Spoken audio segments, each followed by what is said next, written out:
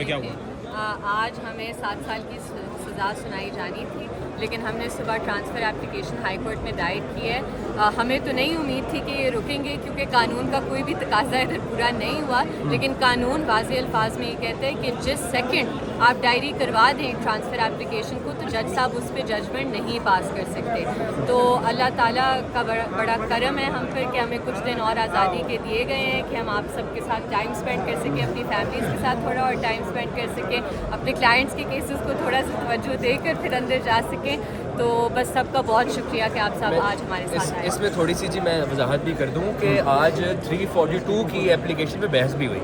ये वो एप्लीकेशन है जो हमने जज साहब को जमा कराई और सारे फैक्ट्स बताए कि आपने कल 13 सवालों के सवालनामा जो प्रोसिक्यूशन ने दिया था उसको रद्द कर दिया, क्योंकि प्रोसिक्यूशन और स्पेशल प्रोसिक्यूटर इस काबिल नहीं है कि वो सारे एविडेंस कन्फ्रंट करा सकते हैं उसको। तो आपने 10 बजे खुद डिक्टेट कराया 33 सवालों का 342 का सवालनामा, हमें 10 बजे रिसीव कराया। 10 बजे आपने हमें दिया और 10 से 2 बजे तक मुतवातिर केस लगता रहा, 4 दफ़ा बहस होती रही सारा दिन। 2 बजे आपने कहा कि इसका जवाब दें। आपने हमें सिर्फ 4 घंटे दिए 342 का सवाल जमा कराने के लिए, जवाब जमा कराने के लिए। तो अगर हमने कल जमा नहीं कराया और आपसे रिक्वेस्ट की है कि हमें डेट दें आज की, तो आपने हमें डेट नहीं दी, बल्कि स्टेट डिफेंस काउंसिल जो सरकारी वकील मुतय्यन किया गया है उससे सवालनामे के जवाब ले लिए हैं। 342 का बयान मुल्ज़िमान का बयान होता है, उसके ऊपर ना हमारे साइन है ना अंगूठा है, हमारी तरफ से जमा करा दिया गया है। उसमें हमने कहा कि हमें आज मौका दें, आपको 342 का जवाबनामा दें, तो उन्होंने उस एप्लीकेशन पर फैसला नहीं कर रहे थे, जिसमें हमने कहा पहले से फैसला करेंगे फिर बहस सुनेंगे, बट उन्होंने उसका फैसला किए बगैर प्रोसिक्यूशन ने कहा कि आप बहस शुरू करें फाइनल जजमेंट के लिए। तो हमने वहाँ उन्हें रोका कि सर आप पहले एप्लीकेशन फैसला करें, 342 का जवाब लें। हमारी लिस्ट ऑफ विटनेसेस है, 18 गवाहों को हमने उसमें नामजद किया है कि इनको बुलाएं, इनकी शहादत रिकॉर्ड कराएं, हम इंटरव्यू रिकॉर्ड कराएंगे, आप इस पर जिरा कर लें। उस पर अभी फैसला नहीं हुआ, वो टीए की वजह से आज उन्हें एडजर्न करना पड़ा कि अब जब टीए पेंडिंग है इस्लामाबाद हाई कोर्ट में, तो बाय ऑपरेशन ऑफ लॉ जब तक टीए पेंडिंग होती है फाइनल जजमेंट नहीं दे सकती ट्रायल।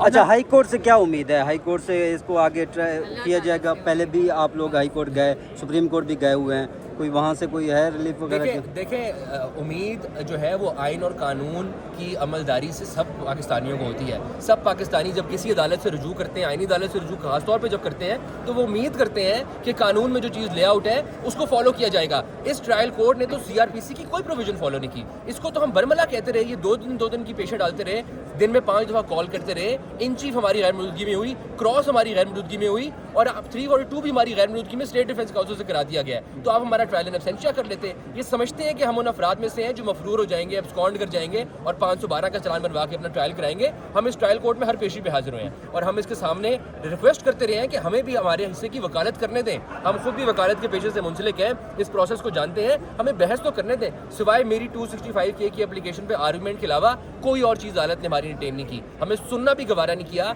ईमान की 265 की भी उन्होंने नहीं सुना, और भी किसी चीज़ पे नहीं सुना, 342 पे भी नहीं सुना। हमें क्रॉस करने का मौका भी नहीं दिया। कल हमारी दरखास्त क्रॉस करने की जो थी कि हमें क्रॉस एग्जामिनेशन कर रहे थे PWs के ऊपर, वो भी अलाउ नहीं की। वो क्रॉस एग्जामिनेशन भी एक ही दिन में स्टेट डिफेंस काउंसिल से करा ली गई। 30 मिनट में एक शख्स तकरीबन आज ऐसा लग रहा था कि आज फैसला हो जाएगा, उससे 12 घंटे पहले एक व्लॉग करता है और उसमें बताता है कि 7 साल सजाएं होंगी आप दोनों को।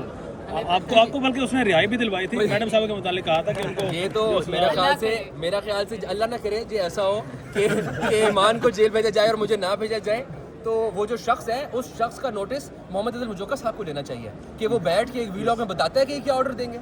उसको पहले से पता है क्या ऑर्डर देंगे, और वो भी एस्टैब्लिशमेंट का टाउट है।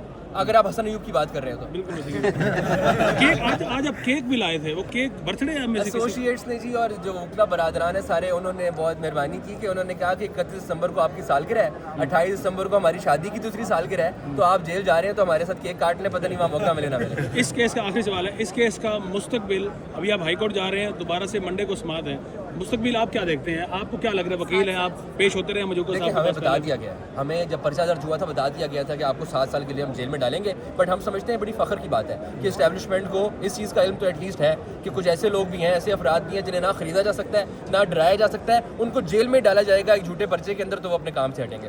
अच्छा, जितने दिन आप लोगों को मिल गए हैं, आप लोग कह रहे हैं कि आज़ादी के, तो क्या करेंगे? क्या मसरूफियात होते हैं कि क्योंकि आप KFC भी जाना पसंद करते हैं, तो क्या बिल्कुल नहीं, मैं जाना पसंद कोयटा कैफे जाती हैं। जाएंगे हम, اور دیکھیں بس فیملی، اب دیکھیں جو ظاہری سی باتیں ہماری فیملیز ہیں ان کے لیے یہ بہت ایک مشکل چیز تھی اسے ایکسیپٹ کرنا، لیکن الحمدللہ انہوں نے بھی اس چیز کو ایکسیپٹ کر لیا ہے اور اللہ تعالیٰ ہمت دینے والا ہے.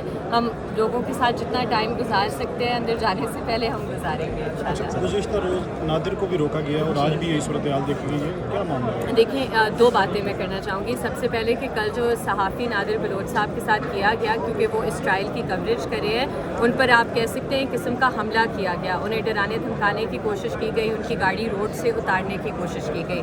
تو ہم اس کی پرزور مذمت کرتے ہیں اور نادر بلوچ صاحب کو سلام پیش کرتے ہیں ان کی جو باہمت صحافت ہے اس کے لیے.